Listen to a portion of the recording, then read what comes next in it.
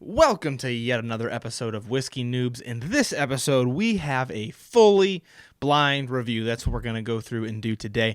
I'm recording a couple of these episodes back to back in order to get us through the holiday season because, to be totally honest with you, I don't have quite as much time to record, and I imagine you guys have less time to listen during the holidays. I don't know about you, but I listen on my commute is when I listen to most of my podcasts, and so I imagine with less commuting going on, make sure I have my audio correct here, that there's probably less podcast listening going on. So I figured it'd be fun to just do like some relatively quick blind tasting episodes where I'm just going to go through one bottle. My wife picked it. She put it over here and put it in this box where I can't see it. If you're listening to the audio version, there's a box in front of me that's facing the camera open and I can't see what's in it. Once I move this piece of audio insulation that's in front of me, the people watching on the video version will be able to see it and know what it is. So here's what we're going to do. The reason I have it that way, basically, is if you're listening to the audio version and you want to know what it is that I'm blind tasting throughout the whole episode, I'm doing this choose your own adventure style. Do you want to know, or do you want it to be blind? Do you want to go on this journey with me blind? So if you're listening to the audio version and you want to know, jump over onto YouTube, go to the same episode, go to the video, and just fast forward. You don't have to listen to it at all, but just see what the bottle is in front of me. You should be able to see it in the box. If you're on the YouTube version and you don't want to know what it is, I recommend moving to an audio version or just not watching as this is happening.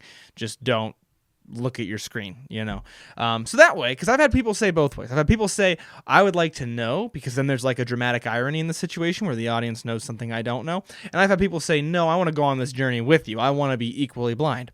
So I'm like, this is a good solution where you get to pick. You get to choose which one it is that you want. So that is what we are doing in this episode of Whiskey Noobs. I feel like there was something else I wanted to tell you guys, but hopefully it comes back to me during this blind tasting. So I have no idea what it is that I'm tasting. I will absolutely be taking guesses and making a darn tootin' fool out of myself in this episode. Let's start with a thorough nosing. Very pleasant on the nose. Gut reaction says bourbon, but it could be an oaky rye, and maybe it could be old line American single malt, but I don't think I'm getting any malt. So I think probably not, but that one's so oaky that I wanted to leave it open. Definitely get an oak barrel on the nose. On the palate, this one is peculiar.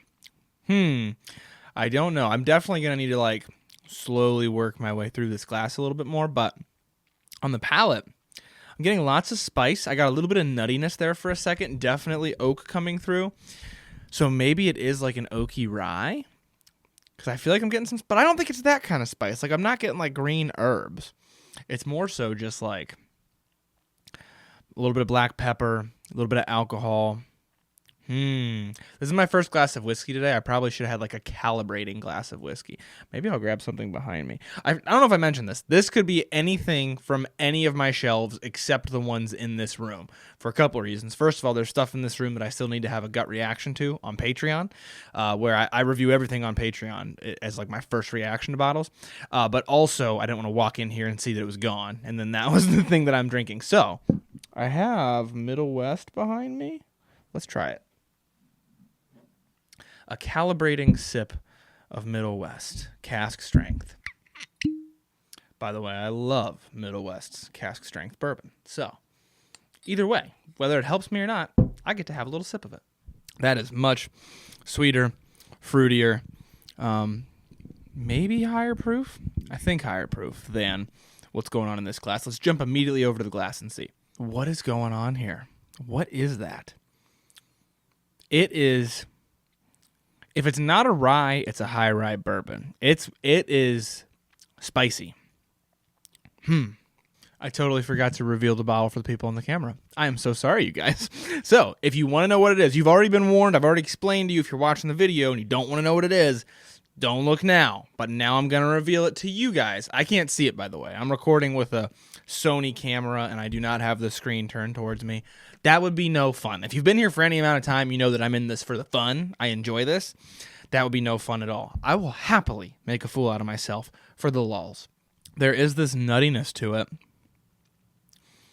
but it's a little harsh. I think this is lower shelf. I think it's lower shelf in the Middle West. I think this is But it kind of tastes strong, but maybe that's just alcohol burn or like alcohol harshness, not actually burn. Maybe that's just like lower shelf harshness. All right, let's get more in depth here. Definitely nuttiness. Definitely oak. Almost mostly oak. A little bit of black pepper. A little bit of a baking spice that's not cinnamon. Maybe even like maybe almost a touch clovey. Or a touch of anise. Something like that. I'm not getting a ton from this. It burns, but I'm not getting a ton of other stuff from it. I'm also still on the fence about this being a bourbon or this being an oaky rye. I'm really torn about that. It's probably neither with my luck. It's also throwing me off that it feels high proof, but it doesn't taste high end. And usually high proof is like a more expensive bottle, but it doesn't taste expensive. Whew. That just burned my mouth a little bit though. Whew. That part's really throwing me off. When I try that Middle West cask strength next to it, it's so much sweeter and fruitier. Like the Middle West, I mean. It's got like a cherry note. It is still strong though. It's got a dried fruit aspect to it. Even a little bit of like a white sugar, like a cotton candy. Whereas this is like giving me like, the blind tasting one is giving me like oak. It's giving me sour wood, charred wood, a little bit of nuttiness. Hard to nail down. There's a hint of an acetone on the nose as well. Okay, I'm going to say this is a bourbon. I'm going to guess not wheated, but I could be wrong about that. Like either a normal amount of rye or high rye, I think, maybe. I think it's good, but it is not high shelf good. So I think I'm feeling like this is decent for its price range, but its price range is not above $40. That is just a complete guess right now. Like I said, a touch nutty. I'm hoping it's not Knob Creek because I usually like Knob Creek more than this. But also, I guess if it's Knob Creek 9-year, that's a pretty budget bottle. So I guess it could be that. But it's not giving me a ton of complexity. For a second there, I thought it was higher proof. But after drinking the Middle West and going back again, I don't think it is high proof. This is always so nerve-wracking. I'm like, what else can I say about this? Like, let me just cover the whole flavor spectrum so I don't look like an idiot when I reveal this. Okay, we're going to do one more taste, and then we're revealing it. There's a little bit of a bitterness, too. There's a little bit of a bitterness towards the end. You know what I think it is? I don't think that this is high proof, and I don't think that this is super high rye. I think it's tannic. I think it's tannin from oak. It could even be Maker's Mark 46 potentially, which is wheated. And I know I said not wheated, but now I'm like, maybe that's not spice from rye. Maybe that's spice from oak. See, told you, I'm just going to cover the whole flavor spectrum so that I can't be wrong. No, I'm locking into, this is a bourbon that is between 20 and 35. Oh, no. Between 25 and $40. It is either 90 or 100 proof, and I think that's all there really is to say about it. Oh, this is so scary. Okay, let's just do it. Big reveal time. Oh my gosh, I was way off. Interesting. Okay, so I did at least say rye. So that's, that explains why it threw me off. Hard Truth tends to be a rye whiskey that doesn't really taste like rye whiskey as much.